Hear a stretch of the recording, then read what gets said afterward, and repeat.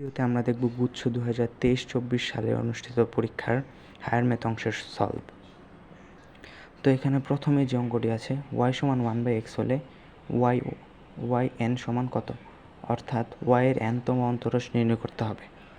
এখানে n সমান যদি 1 হয় তাহলে y1 সমান -1/x², n সমান যদি 2 হয় y2 সমান -2 1/x³ এবং n সমান যদি 3 হয় y3 সমান +2 ইন্টু -3 ইন্টু 1/x⁴। এখন এই সংখ্যাটাকে আমরা লিখতে পারি এইভাবে, whole to the power n to 1 factorial divided by x²।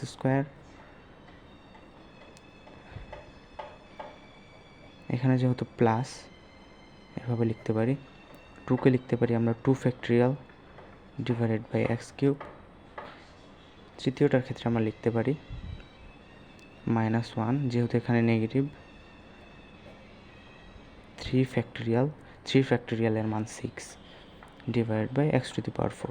তাহলে আমরা যদি একটা সাধারণ সমীকরণে দাঁড় করাই তাহলে n সমান এরকম হয় যে -1 whole to the power n, কারণ প্রতিবার পাওয়ার 1 করে বৃদ্ধি পাচ্ছিল, -1-এর পাওয়ার 1 করে বৃদ্ধি পাচ্ছিল, ইন্টু যততম অন্তরজ তত ফ্যাক্টোরিয়াল ছিল, তাহলে আমরা লিখতে পারি n ফ্যাক্টোরিয়াল, এবং x-এর পাওয়ারটা ছিল যততম অন্তরজ তার সাথে 1 বেশি। তাহলে এটাই হচ্ছে আমাদের আনসার। পরে যে প্রশ্নটা আছে এই প্রশ্নটি আসলে অনেকভাবে করা যায়, তবে আমার কাছে মনে হয় যে এই প্রসেসে করলে সহজ হয়। এখানে এই 1 - tan² theta divided by 1 + tan² theta, এটি আসলে cos 2 থিটার সূত্র। cos 2 থিটাকে আমরা লিখতে পারি 2 cos² থিটা -1, আর এখানে cos থিটা সমান আমরা ধরতে পারতাম 4/5 সমান 2 ইন্টু ওই 4/5 মানটা যদি এখানে স্কোয়ার হয়ে যাবে 16/25 -1 সমান 25 ওপরে 32 -1 ইকুয়ালস টু 7/25। এটা হচ্ছে আমাদের দ্বিতীয়টার answer.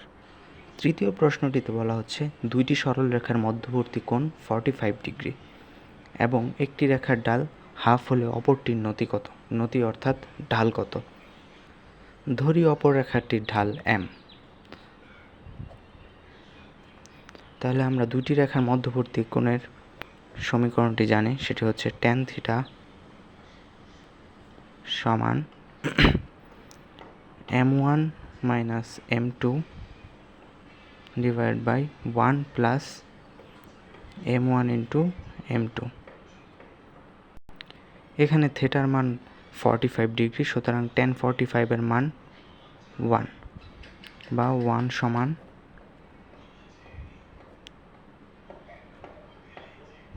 2m - 1 divided by 2 plus m, বা এই নিচের অংশটাকে যদি আমরা বাম পাশে নিয়ে আসি তাহলে দাঁড়ায় 2 প্লাস m ডিভাইডেড বাই 2 সমান 2m - 1 ডিভাইডেড বাই 2। এই 2 যদি আমরা কাটাকাটি করি, বা 2 প্লাস m সমান 2m - 1। এখন এখানে একটু কথা ছিল, এই সূত্রের এখানে একটা প্লাস মাইনাস থাকে।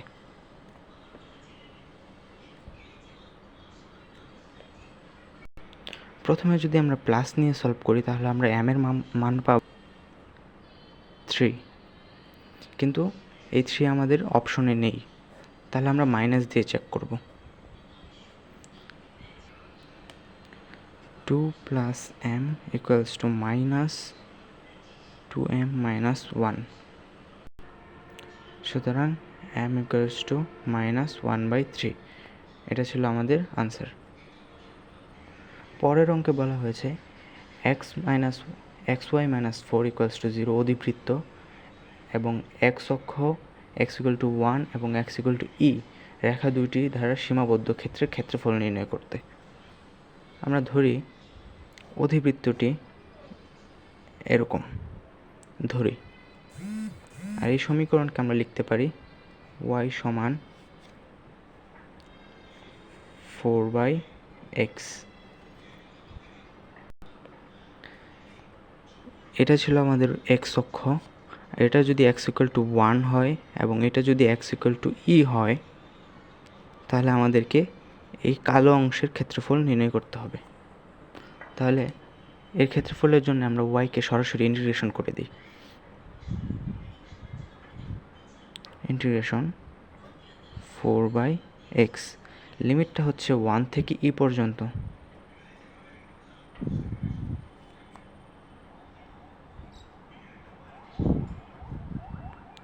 সমান 4 কনস্ট্যান্ট বাইরে থাকলো, 1/x-কে ইন্টিগ্রেট করলে ln x, লিমিটটা হচ্ছে 1 থেকে e পর্যন্ত, সমান 4 ইন্টু ln এর মান হচ্ছে 1 মাইনাস ln 1 এর মান হচ্ছে 0। তাহলে আমাদের ক্ষেত্রফল হচ্ছে 4 বর্গ একক। এটাই ছিল আমাদের 4 নম্বর প্রশ্নের উত্তর। 5 নম্বর প্রশ্নটি আসলে আমরা 9-10-এ থাকতে অনেকবার এই প্রশ্নটির উত্তর করেছি। এরকম অনেক অঙ্ক আমরা করেছি। চাপের দৈর্ঘ্য নির্ণয়ের সূত্রটা ছিল s equal to r theta.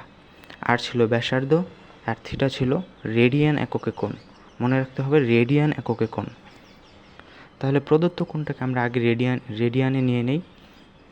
আমরা জানি 180 ডিগ্রি সমান পাই রেডিয়ান, সুতরাং 1 ডিগ্রি সমান π/180, সুতরাং 40 ডিগ্রি সমান 40 π/180 ডিগ্রি।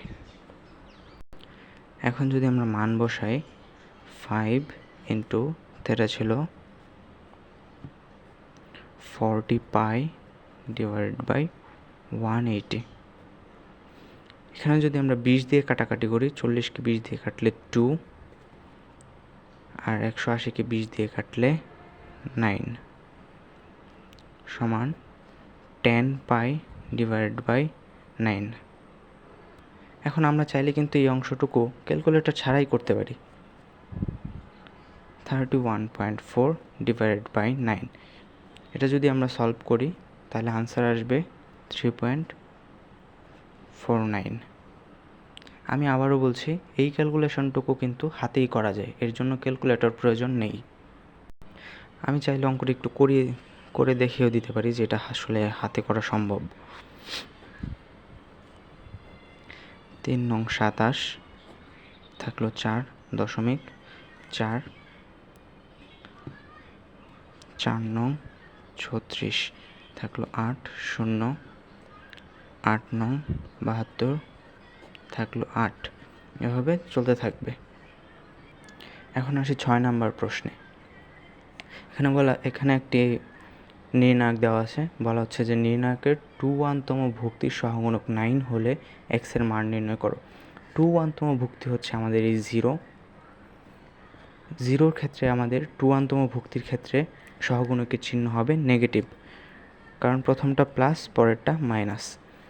আচ্ছা, তাহলে 2-1তম ভুক্তির সহগুণক হবে 3 × 1 - x সমান 3 - thrice x minus thrice x সমান 9, বা 6x - 3 সমান 9, বা x ইকুয়ালস টু 2। এটি আমাদের আনসার। পরের প্রশ্নটিতে যদি আমরা তাকাই, 3x + 4y = 12 একটি রেখা x ও y অক্ষকে যথাক্রমে a ও b বিন্দুতে ছেদ করলে মূল বিন্দু হতে ab রেখার উপর লম্ব দূরত্ব কত। তাহলে আমরা ধরি উক্ত রেখাটি ছিল এরকম, যেটা এক্স ও ওয়াই অক্ষকে এ ও বি বিন্দুতে ছেদ করে।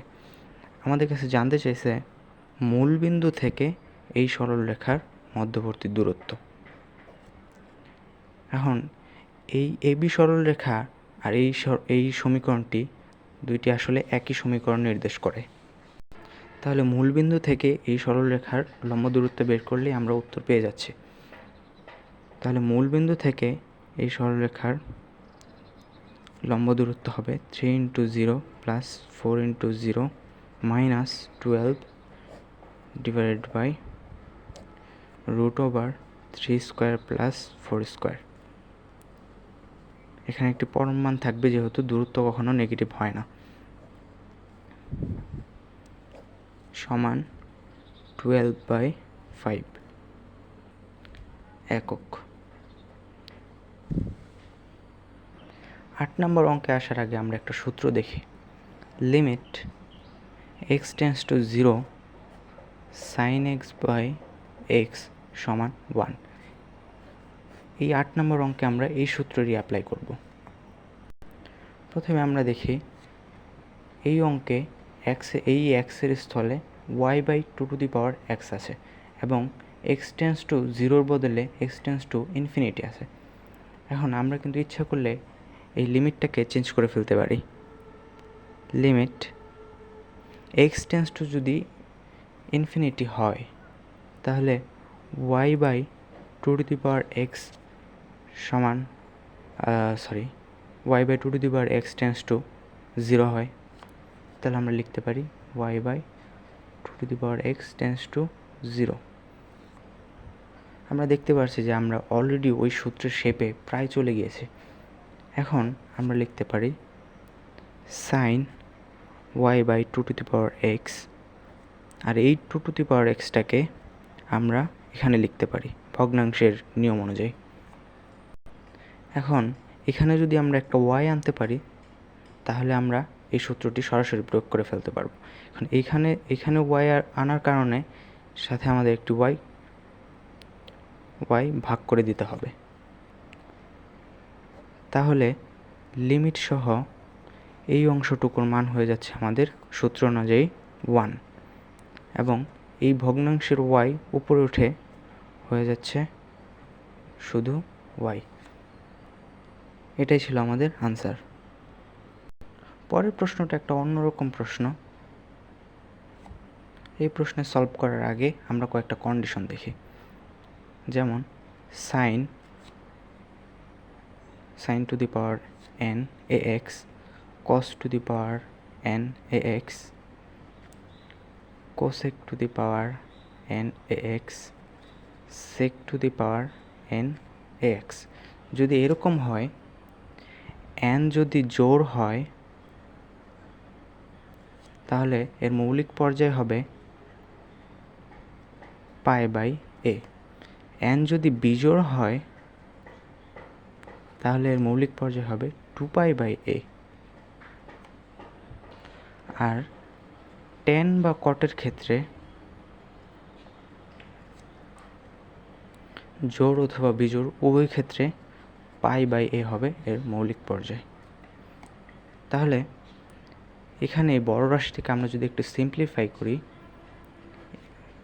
a² + b² সূত্র প্রয়োগ করি, তাহলে দাঁড়ায় sin² x + cos² x a + b² - 2ab। sin² x + cos² x সমান 1 মাইনাস, এখানে যদি আর একটা হাফ আনি আমরা তাহলে লেখা যায়, দুঃখিত, 4 sin² x × cos² x। এটাকে আমরা লিখতে পারি 1 - ½ sin² 2x। এখানে n এর মান কিন্তু 2 অর্থাৎ জোড়, সুতরাং মৌলিক পর্যায় হবে পাই বাই এ হলো এখানে 2, সুতরাং এটি হচ্ছে আমাদের আনসার। পরের অঙ্কটি আমরা দেখি। এখানে 3টি বল সাম্য অবস্থায় আছে। যে কোনো 3টি বল আমরা ধরি, বল 3টি এরকমভাবে আছে, p√3p, এটা হচ্ছে p।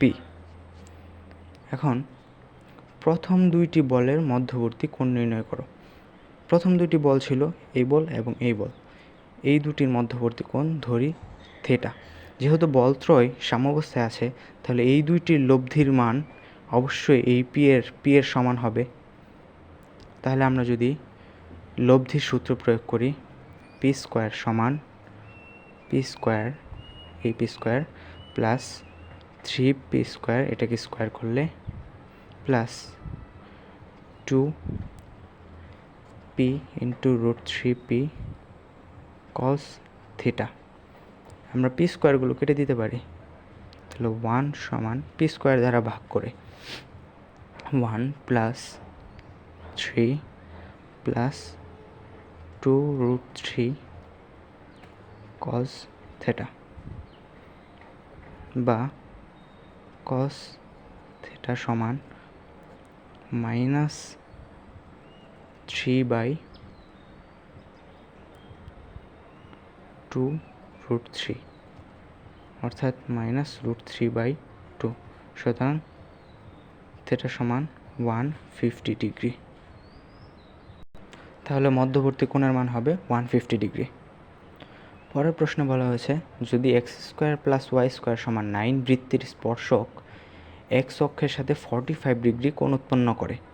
x অক্ষের সাথে 45 ডিগ্রি কোণ উৎপন্ন করে, অর্থাৎ ঢাল m এর মান 1, তবে স্পর্শকের সমীকরণ কোনটি? যেহেতু ঢালের মান দেওয়া আছে, ধরি স্পর্শকের সমীকরণটি হবে y = mx + c।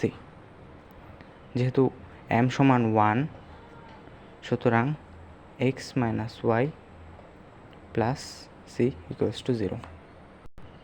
এই c এর মানটি যদি আমরা নির্ণয় করতে পারি, তাহলে আমাদের সমীকরণটি বের হয়ে আসবে। এখন আমরা যদি প্রশ্নের আলোকে একটি চিত্র আঁকানোর চেষ্টা করি, তাহলে x অক্ষ y অক্ষ একটি বৃত্ত, যার কেন্দ্র হচ্ছে 0 0 এবং ব্যাসার্ধ হচ্ছে 3। এর একটি স্পর্শক x অক্ষের সাথে 45 ডিগ্রি কোণ উৎপন্ন করে। এই রেখাটির সমীকরণ আমরা কল্পনা করে নিয়েছি x - y + c। এখন আমরা জানি কোনো বৃত্তের কেন্দ্র থেকে তার কোনো স্পর্শবিন্দুতে অঙ্কিত লম্বের যে দূরত্ব, তা তার ব্যাসার্ধের সমান। অর্থাৎ মূলবিন্দু থেকে এই রেখার দূরত্ব এই উক্ত বৃত্তের ব্যাসার্ধের সমান হবে। তাহলে মূলবিন্দু থেকে এই সরলরেখার দূরত্ব হবে c /√1² + 1² সমান তার ব্যাসার্ধের সমান। ব্যাসার্ধ ছিল 3। তাহলে পরম মান c সমান আমরা লিখতে পারি 3√2। সুতরাং c সমান ±3√2। এখানে দুইটা মান অর্থাৎ প্লাস মাইনাস আসার কারণ হলো, আমরা ইচ্ছে করলে এই দিক দিয়েও আরেকটা সরলরেখা অঙ্কন করতে পারতাম, যেটা একই শর্ত ফুলফিল করত। তাহলে আমাদের সমীকরণটি হবে x - y ± 3√2 = 0।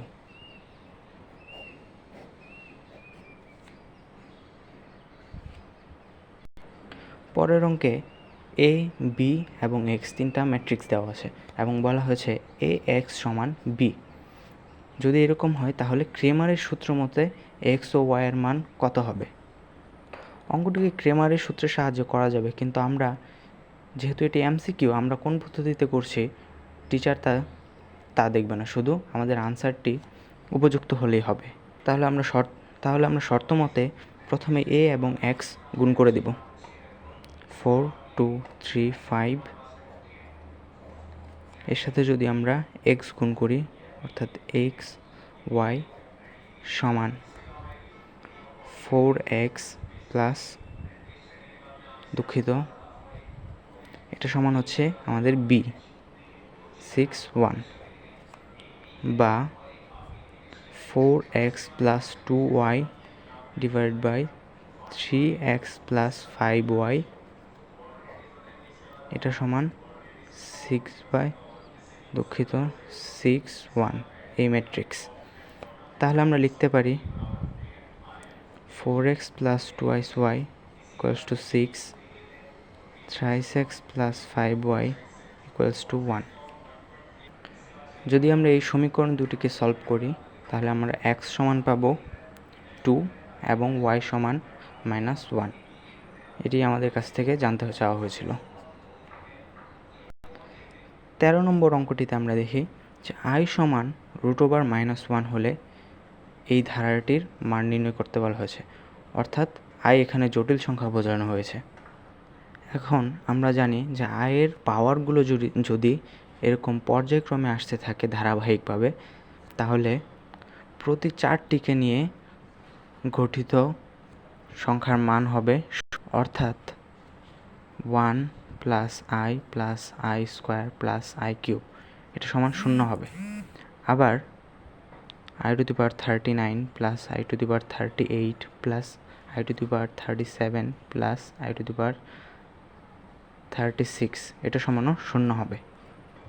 তো আমরা দেখব এখানে 4টি করে নিয়ে কতগুলো হালি বানানো যায়। 1 এটাকে লিখতে পারি i⁻0। তাহলে আমরা দেখি এখানে মোট কতগুলো সংখ্যা আছে। মোট পদ সংখ্যা নির্ণয়ের সূত্র হলো শেষ পদ মাইনাস প্রথম পদ ডিভাইডেড বাই পদগুলো সাধারণ অন্তর 1 প্লাস 1 ইকুয়ালস টু 40।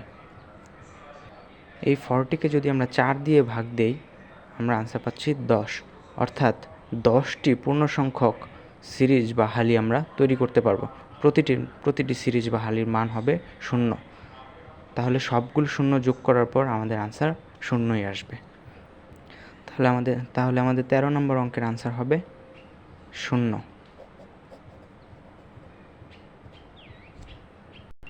এই ভিডিওতে এতটুকুই থাকবে, বাকি 12টি অঙ্ক আমরা পার্ট 2তে সলভ করে দেব।